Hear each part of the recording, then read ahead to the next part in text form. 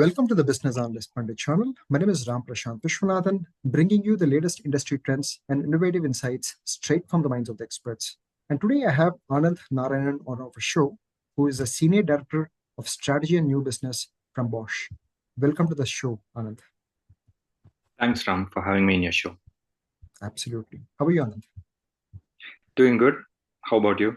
I'm doing well, Anand. So, Anand, I have an interesting topic for you today, which is EV market, the current challenges, opportunities, and its connected ecosystem. And before we dive into the insights, can you introduce about yourself for the larger viewers here? Sure. My name is Anand. My mandate is to run strategy and new business for Bosch Global Software Technologies. I'm based in Bangalore, and we look at new trends, technology trends, market trends, and we chalk new businesses for BGSW. Got it. Nice knowing you, Anand. So, Anand, to begin with, how do you see the penetration of the electric vehicles in the Indian market in the present days? Sure. We would probably restrict this question to a boundary of passenger cars electric segment. If you look at the sales figures closing December 2023, India clocked about 4.11 million passenger vehicles sales. Out of that, 66.7K, around 66,700 vehicles of Tata Motors electrics, pure electrics, which was followed by MG, and then by the others, Mahindras and others. If you look at the differential between 4.1 million and 66,000 as Tatas, that is a huge differential. And if you look between the electric vehicle sales between Tatas and the others in the Indian market, that is also pretty huge. So in short, there's a lot of market potential for electrics in India. The market appetite for electrics is growing, but in relative terms, it is pretty good. Year-on-year growth is high, but in absolute numbers, it is still very low, Ram. Got it. So, what are the key factors that you think that is driving EVs in the Indian market today? And why do you think the consumer prefer to purchase electric vehicles or a connected vehicle over a conventional vehicle today? So in the electric vehicle segment, again, I will probably draw, because we do strategy in new business, we draw boundaries and then create postulates and hypotheses. In the electric vehicle segment, we classify passenger cars as battery electrics, which is fully electric with batteries, hybrid electrics, which has got a gasoline or a diesel engine with batteries, and then a plug-in hybrid, which means there is a socket through which a hybrid engine can be charged from wall electricity as well.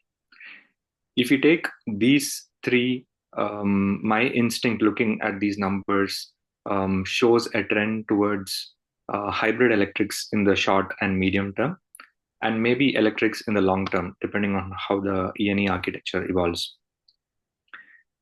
This is primarily because of range anxiety. The cost of electricity is different in different states of India, which means the power purchase agreements, unit of electricity, 1 kilowatt hour of electricity is different. And finally, the charging infrastructure is also currently concentrated towards certain metros. So tier 2, tier 3 cities, still a long way to go in this space. Got it. So I share a quite good number of challenges that you have mentioned right now. But again, circling back to the same question, what are the major technological challenges that the EV segment is currently facing today? And as a director of strategy and new business, what opportunities do you see to address them?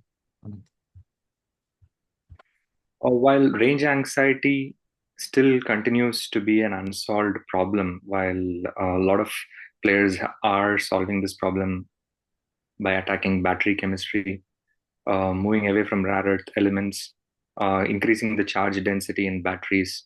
However, the cost and performance of electric vehicles over a period of 5 to 10 years is still to be ascertained.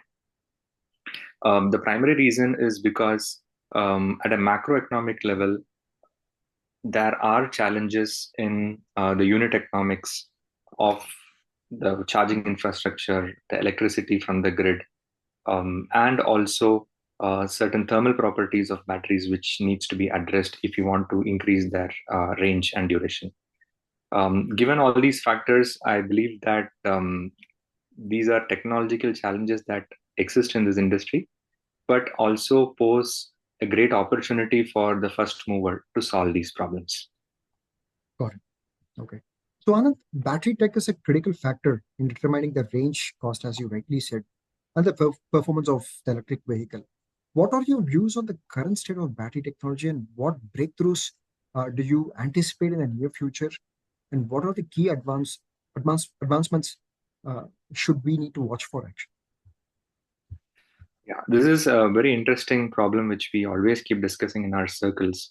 While we spoke about battery chemistry, identifying the right components to ensure charging happens quickly, range extension happens seamlessly. But more importantly, the thermal properties need to be addressed.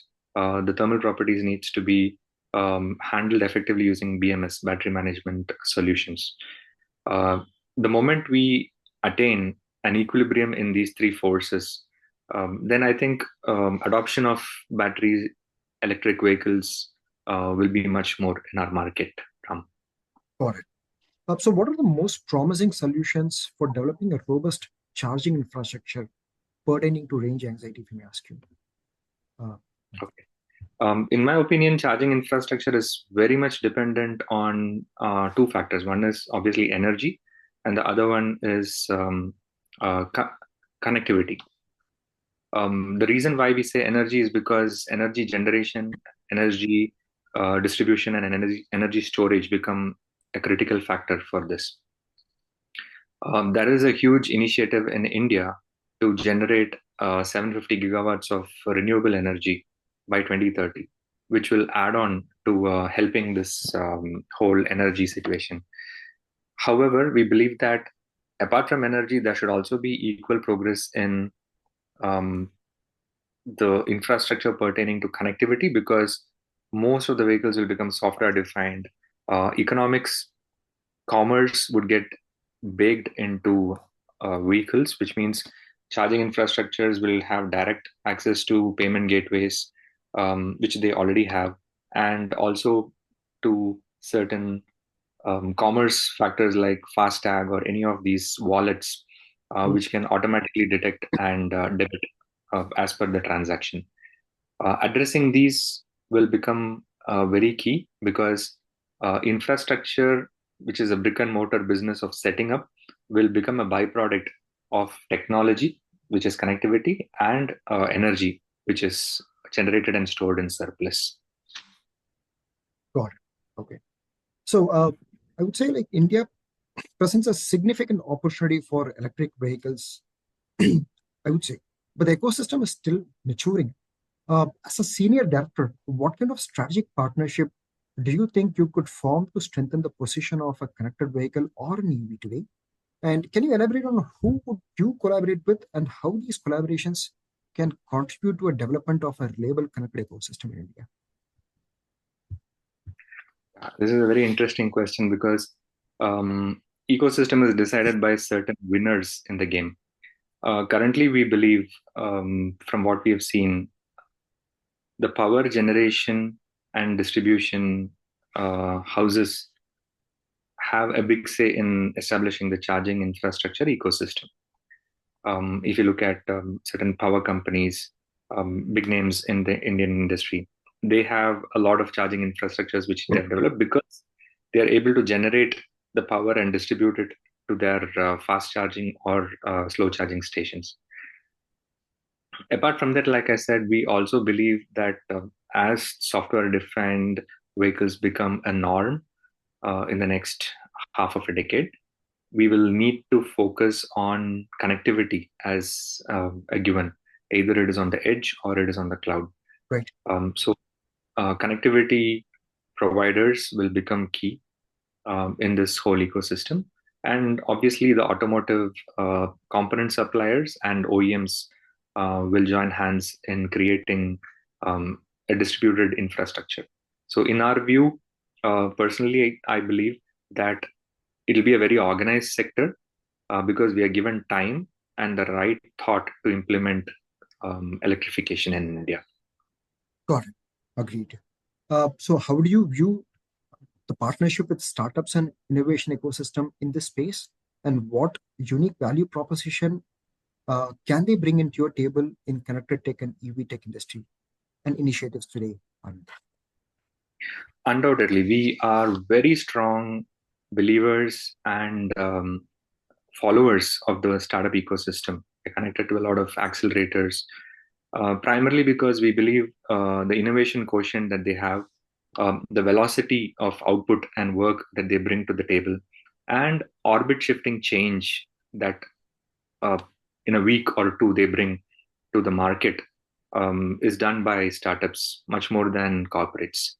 We have seen a lot of startups which started with certain minimum viable concepts and products who are now into revenue generating state, and their assets which they have built are valued pretty high.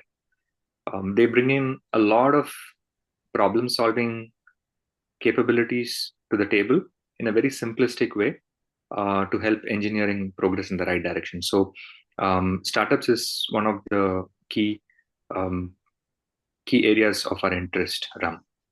So how are you exploring new business models to capitalize on the growth of the connected vehicle market? And are there any disruptive business models that you find particularly promising? If so, can you name some? This is the holy grail that we have been trying to crack for some time. Business models in software defined vehicles. But one correction, um, our view of startups is not for instant gratification. We believe in having a long term partnership with some of these very hand-picked startups where we co-create assets with them.